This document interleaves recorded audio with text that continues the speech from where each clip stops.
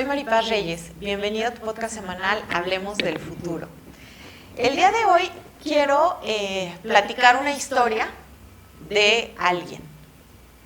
Espero que sea muy parecida a tu historia actual o que conozcas a alguien o que tengas algún modelo de este tipo cercano.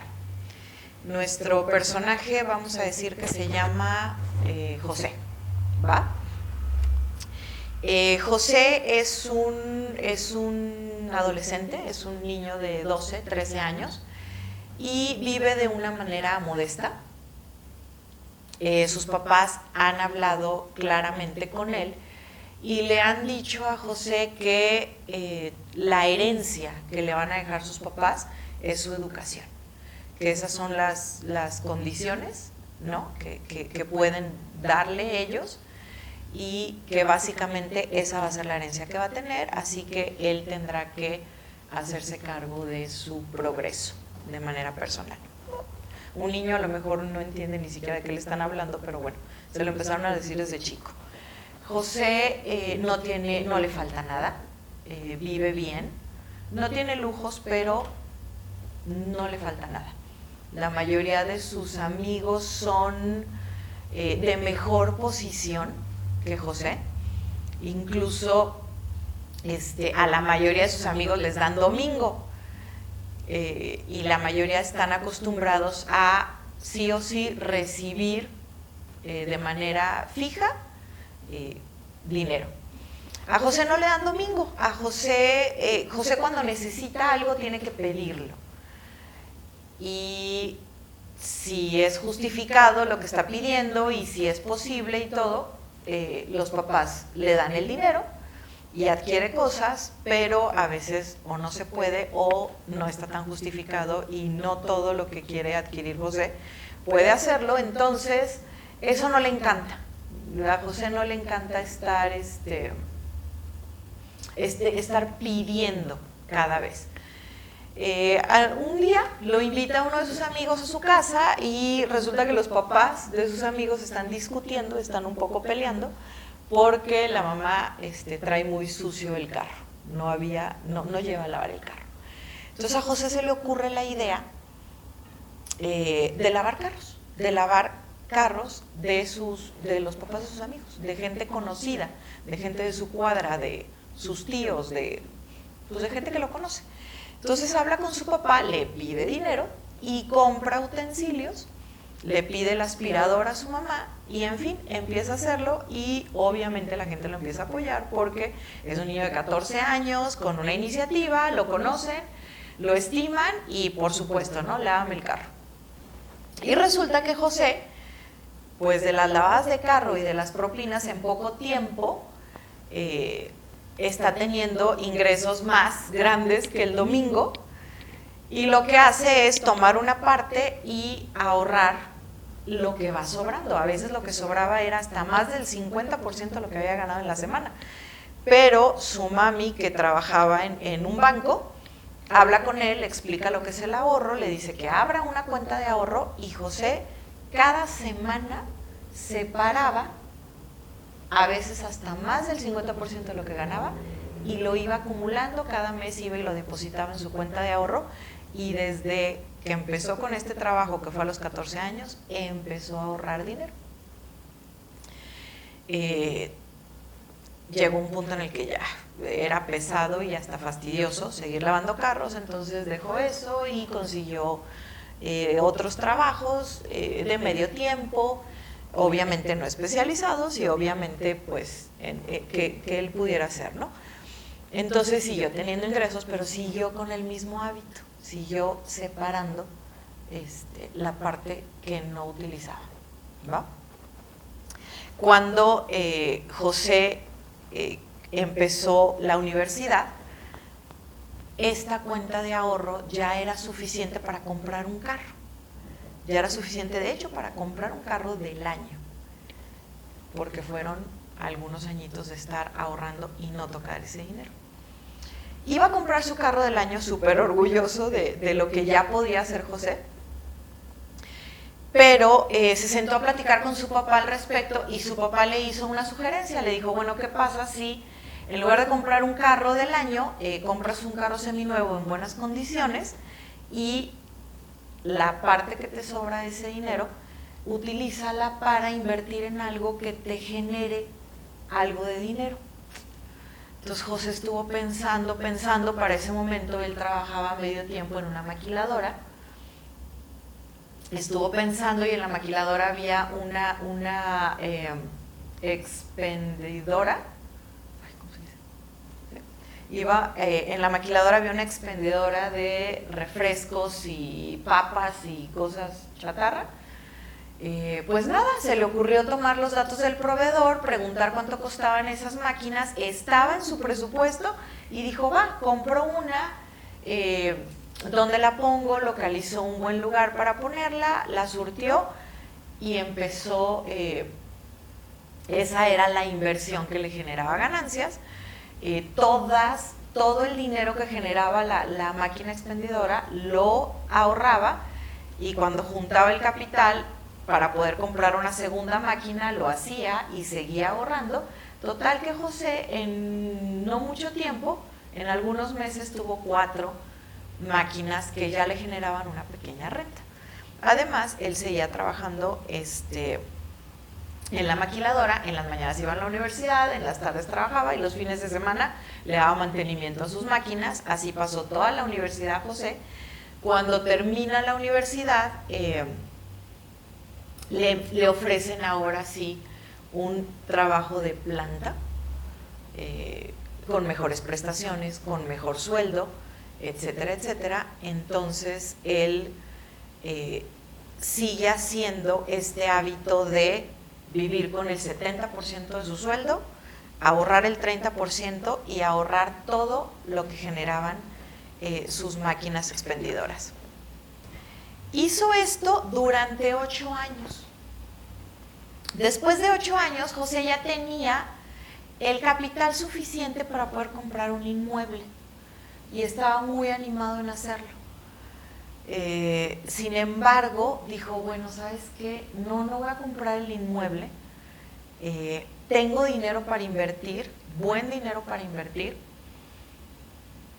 Y lo que hizo fue en este lugar donde trabajaba, en esta maquiladora donde trabajaba, se dio cuenta que había clientes con necesidades que satisfacer y también que había productores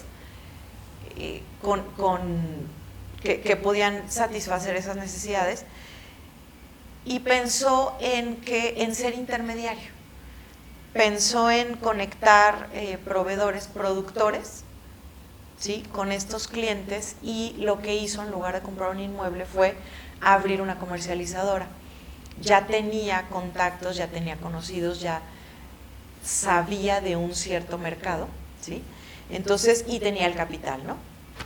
Entonces abre esta comercializadora y se le ocurre que si él compra de contado pero vende a crédito, pues puede todavía maximizar las utilidades. Entonces así lo hace y comienza su comercializadora mientras él sigue con su empleo. Y con esta comercializadora, él vivía del 70% de su empleo y ahorrando el 30%, y de la comercializadora pues lo que hacía era ahorrar el 30% de sus utilidades y el 70% gastarlo en, más bien, cubrir los gastos y algunas reinversiones que se necesitaban en su negocio. Y de esta manera estuvo trabajando por varios años, él en su empleo y esta comercializadora. Cuando tenía 30 años, José se sentó con un asesor financiero que le dijo que era muy conveniente a la edad que tenía tener un producto financiero que le garantizara rentas vitalicias cuando él decidiera retirarse.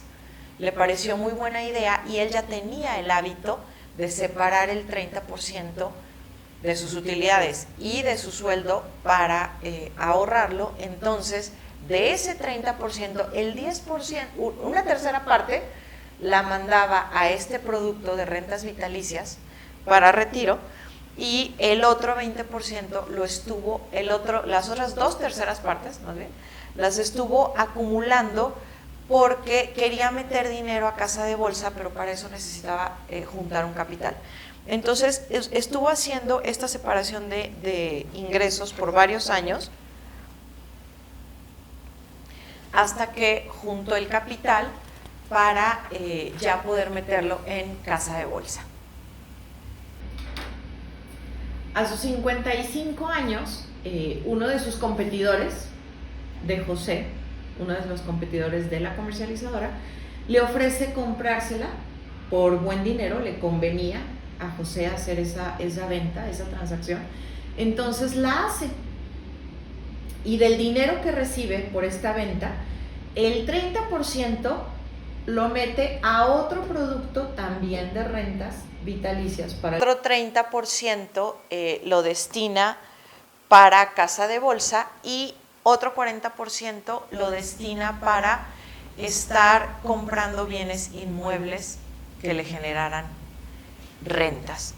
Estos bienes inmuebles, las rentas de estos bienes inmuebles no las gastaba, las acumulaba para comprar otro bien inmueble de las mismas rentas. Dejó su empleo para dedicarse a administrar la parte de los inmuebles que ya tenía y que quería seguir adquiriendo, pero no pasaron ni 6 meses cuando clientes de él lo empezaron a buscar para pedirle asesoría, para pedirle consultoría de manejo patrimonial, de finanzas, de protección del patrimonio de sus empresas. Entonces empezó a hacer eso José y abrió un despacho de consultoría a sus 55 años. Lo trabajó durante 20 años y cuando tenía 75 años José decidió cerrar su despacho de consultoría, decidió contratar un administrador para sus bienes inmuebles y decidió trasladarse a vivir a un lugar chiquito y tranquilo con su esposa, pues ahora sí que a estar más tranquilos, a leer, a cocinar, a hacer actividades ya más de descanso y a estar tranquilo. Como tuvo 2 productos que le garantizaban rentas vitalicias por dinero, pues no tuvo que preocuparse José. De todas las moralejas que se pueden sacar de esta persona, la que más me gusta es que desde los 14 años, a lo mejor con un ingreso pequeñito, muy pequeñito, él separaba mínimo el 30% de los ingresos que tenía y los destinó muy claramente, si te fijas, a su retiro y a sus inversiones, o sea, a multiplicar el dinero. Nosotros podemos hacer eso a cualquier edad. De hecho, si tenemos hijos, creo que si a nuestros hijos les tocó nacer en un ambiente de austeridad, habrá que enseñarlos a crear un patrimonio. Si les tocó nacer en un ambiente de mucha abundancia, habrá que enseñarlos a administrar un patrimonio. Esta historia de José fue una historia de creación de patrimonio, pero si no enseñamos, si ya hay un patrimonio muy grande, los patrimonios tampoco son infinitos si no se administran correctamente. Y José algo que hizo fue crearlo con una muy buena administración desde el inicio. Si nuestros ingresos son actualmente pequeños o grandes, no es criterio para decir si son pequeños, pues no los voy a administrar. Es más, con mayor razón, si son pequeños, o sea, administrarlos súper bien para que crezcan. Otra cosa que me encanta de esta historia es que con este hábito, el mismo hábito sirvió para distintos escenarios. Al final el escenario ya era de manejo de mucho dinero, pero el hábito era el mismo. Entonces, si mis ingresos por sueldos,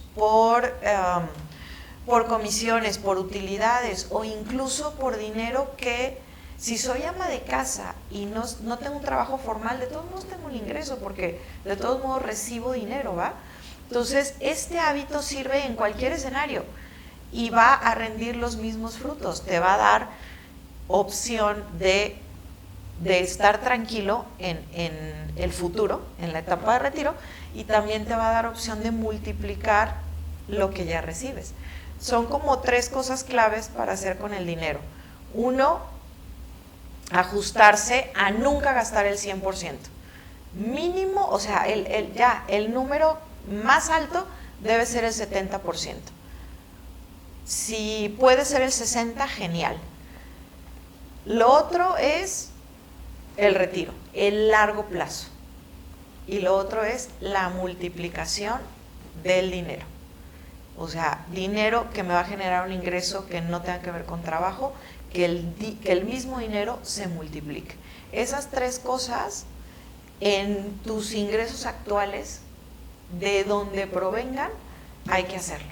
Hay que hacerlo y nos va a tener muy tranquilos en el mediano plazo, en el corto, en el mediano y en el largo plazo.